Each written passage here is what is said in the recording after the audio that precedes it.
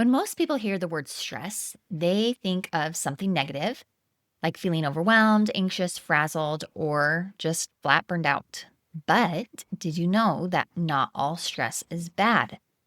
Today, we're going to talk about why some stress is actually good for you and how you know when you've crossed the line into overwhelm, anxiety, and burnout.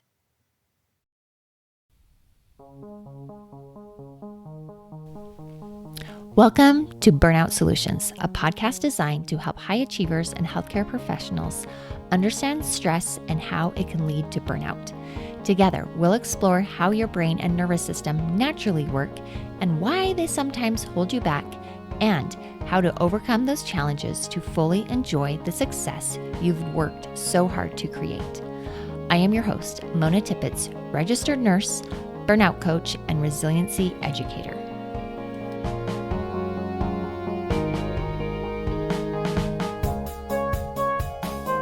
Hello, and welcome back to the podcast. Today, we are going to talk about something that was one of the very first things I learned about with stress and the nervous system, and helped me to take a deep dive into the fascinating world of stress. And this topic is the Yerkes-Dodson Law. And when I first learned about this law, I said, why the heck is this not on billboards? And my kids laughed and said, because mom, nobody could read it if it was on a billboard. And that's probably true because there's a lot of details of the Yerkes-Dodson Law. But the concept of the Yerkes-Dodson Law is so important that I believe it should be on billboards so that everybody can understand it. And that's what we're going to talk about today. So let's just dive right on in. So the Yerkes-Dodson Law was created in 1908. This is over 100 years ago. And Robert Yerkes and John Dodson were both psychologists, and they did an experiment with mice. And they found that when the mice were given a mild challenge like a small shock, they learned how to escape a maze more quickly. But when the shock was too strong, they got flustered or froze and stopped learning altogether. From this, they developed what is now called the Yerkes-Dodson Law, where performance improves with a moderate arousal or stress, but too much or too little stress actually hurts our performance. And this is kind of like the Goldilocks principle. Too little stress, you're bored, you're distracted, you're understimulated, you're not interested. And sometimes this can feel very comfortable, but we're not learning or accomplishing at our best or performing where we want to be. Too much stress, however, is when we're anxious, we're frazzled, we're overwhelmed, we're stressed out, and we can become fatigued, be physically sick, or even burned out and get compassion fatigue if this stress continues. However, just the right amount of stress is good for us. This is our zone. This is where we're focused, we're energized. We are feeling challenged, but it's an optimal place for learning to happen. And this is where they proved that we function best when we have the moderate amount of stress. So I have created a graphic that I hope to include in here, but I want you to draw the Yerkes-Dodson Law in your brain or on a piece of paper. So I want you to imagine a graph, and you're going to create a y-axis and an x-axis. On the y-axis, so that's the vertical line, you're going to write cognitive or physical performance. And on the x-axis, or the horizontal line, we're going to put stress, energy, or arousal. And then on top of it, you're going to draw a bell curve or just an upside down U. And at the very top of the U, you're going to write an X, and this is where your performance peaks. So at the top of the U, you have the right amount of stress, and your cognitive and physical performance are at its best. On a scale of 1 to 10, we're talking about 7 to 9.5. And then on either side of the curve, this is when our performance starts to dwindle and go down. On the left side of the curve, this is our good stress. And on the right side of the curve, this is where we have bad stress or unwanted stress or unhelpful stress. Now, let's pause from this picture, and I'm going to talk about the two kinds of stress that we just labeled. So there's eustress and distress. And the difference between them can totally change how your brain and your body respond to this stress. Let's talk about the good stress first. So the good stress is eustress, and that's spelled Eustress, eustress. And this is a kind of stress that motivates us. It's energizing. It helps you rise to the challenge. It puts us in our flow and in our zone. I like to think about this as a little burst of maybe some nervousness before a presentation that can actually help me focus, or a push to study for an exam. And this amount of stress helps me retain my information. I've also used this stress in training for a 5K and using something to motivate me to exercise and to get stronger. This is where our nervous system is activated, but it's not overwhelmed. We're engaged, alert, and productive. And we actually need eustress to grow. This is how we build resilience, emotional resilience, physical resilience.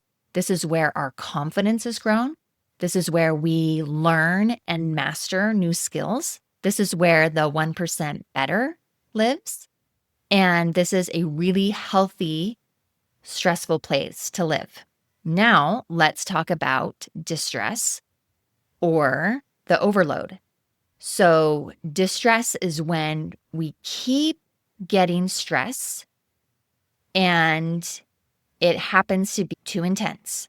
It's too frequent. It's too long lasting. It happens over and over again, and our body is not able to recover from it. So instead of helping us focus, it can cloud your thinking. If you forget things, you become clumsy, you become nervous, you become anxious. Your logical thought processes are not working. And instead of helping you to take action, it might actually make you shut down or slow down. And this is where the amount of stress takes us over the hill and becomes harmful. Other signs of distress can include racing thoughts, mental fog, physical tension, headaches, stomach issues, feeling anxiety, feeling depression over and over again, snapping at people, freaking out, withdrawing completely, avoiding people, even trouble sleeping or relaxing, even when we want to. This is when our body and brain is experiencing distress. This is because our body and nervous system are no longer in a peak performance state, and you've tipped past the top of your performance and dropped down into the danger zone, where your performance starts to decrease. So let's just give a few examples of this. I love watching basketball. I have a few boys that play basketball, and it's always been super fun to watch them. I love watching NCAA tournament, and my favorite part is watching the very last few minutes. And it's super interesting to me to watch these really good teams who just 10 minutes earlier were making three-pointers and free throws, and their passes were on target, and they were working as a team. However, often in the last few minutes, one of the teams gets 5 points behind, and that team starts to feel stressed, anxious, worried. There's only a few minutes left in the game, and they start to fall apart. Their passes are not on. They can't make a basket to save their lives. And this is where their physical performance goes down because they are feeling too stressed in that situation. Have you ever seen that? Probably have. Okay, let's talk about an experience that I had in nursing school.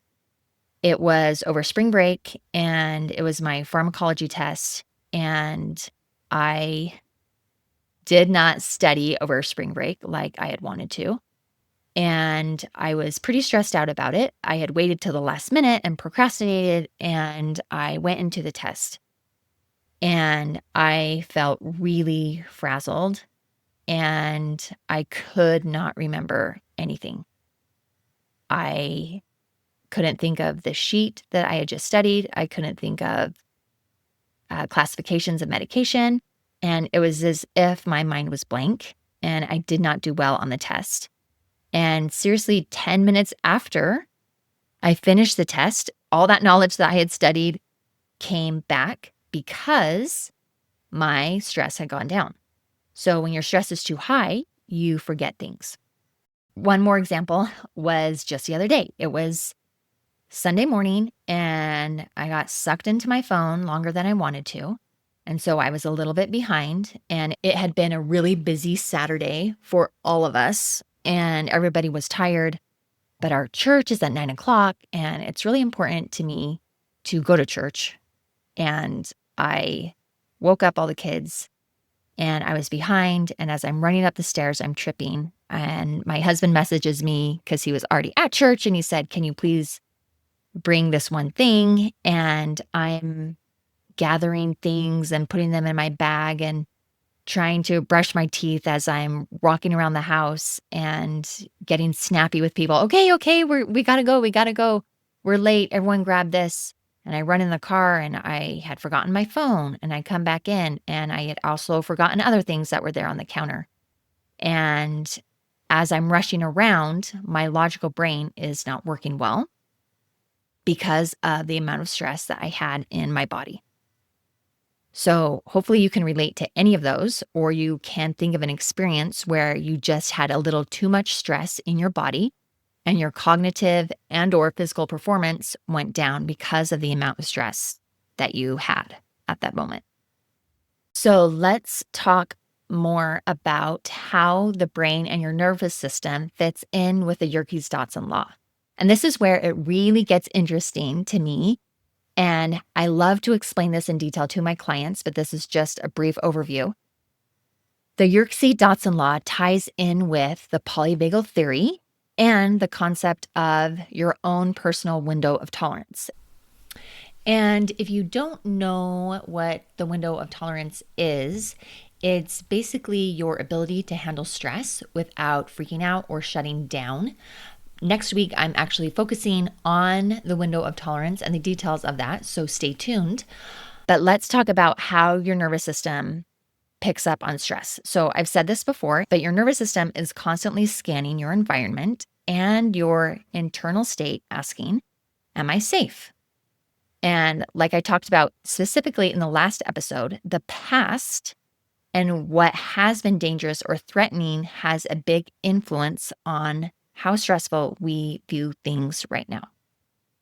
So you perform your best with eustress and when you are in your window of tolerance. Our nervous system feels challenged, but it does believe that we're safe and we are in control. When your body feels that burst of stress, or it feels too much stress for too long, it shifts from feeling regulated and in our window of tolerance to distress or harmful stress, and it kicks your nervous system into defense. And your sympathetic nervous system turns on. You go into fight or flight mode, or even freeze or dorsal shutdown. And you go from no longer thinking clearly and responding intentionally to you are revved up and you're trying to power through, or you've given up. And this is when your nervous system is working against you, not for you. So when I talk about working differently, this is what I'm talking about. You're learning how to notice your stress levels. You're learning how to regulate your arousal.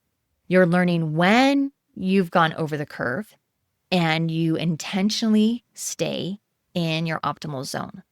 That sweet spot where your nervous system supports your peak performance instead of sabotaging it. So let's talk about how we can stay on the left side of the curve and how we can stop or prevent us from going down the curve and having our sympathetic nervous system take over. I like to ask questions, and I have found that questions are a really great way to increase our awareness. So you can ask yourself, is this stress too little?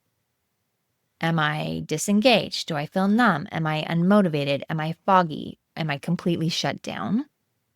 Or is this stress too much? Do I feel jittery, anxious, reactive?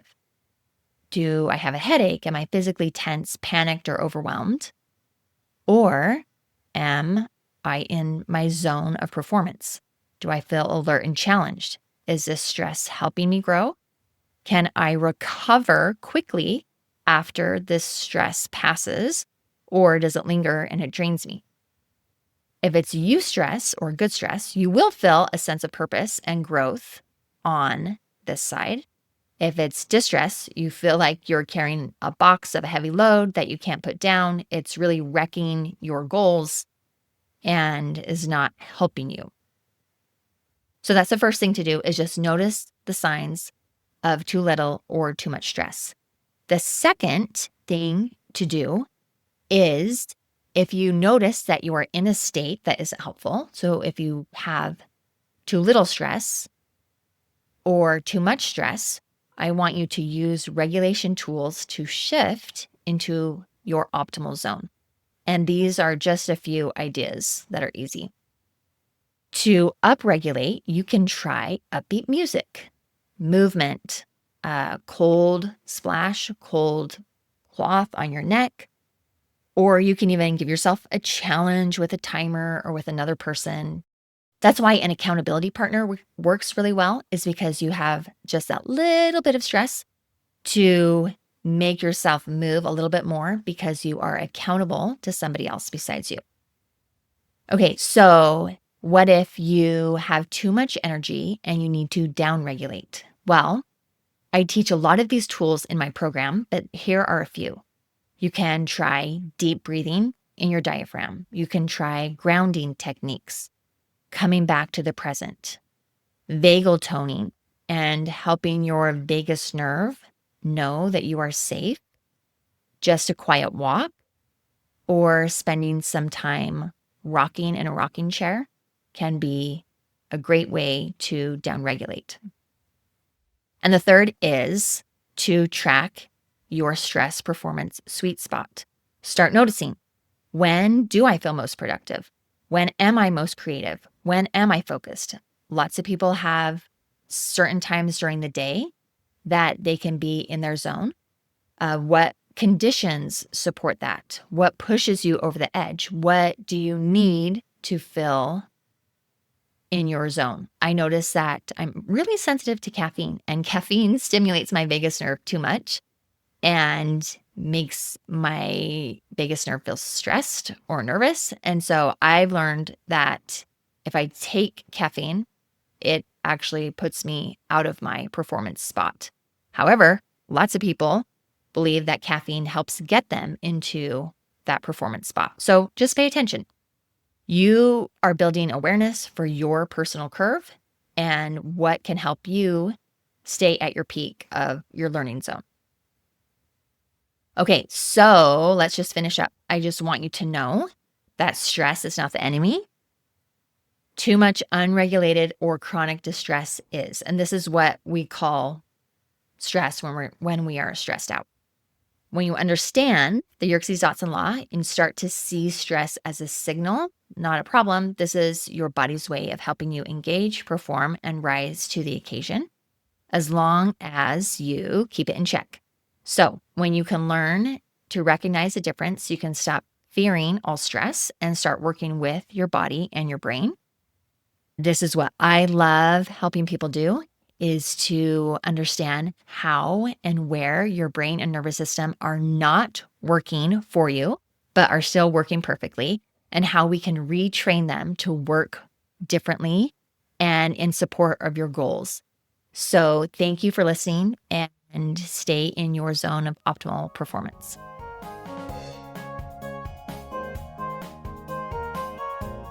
Thanks for tuning in to Burnout Solutions. If you found today's episode helpful, don't forget to subscribe so you don't miss the next one. And when you're ready to stop working harder and start working differently, head on over to my website at www.monatippets.com. That's TIPPETS. And grab my free resources on rewiring your brain and nervous system for less stress and more ease. Hope to connect with you soon. Take care.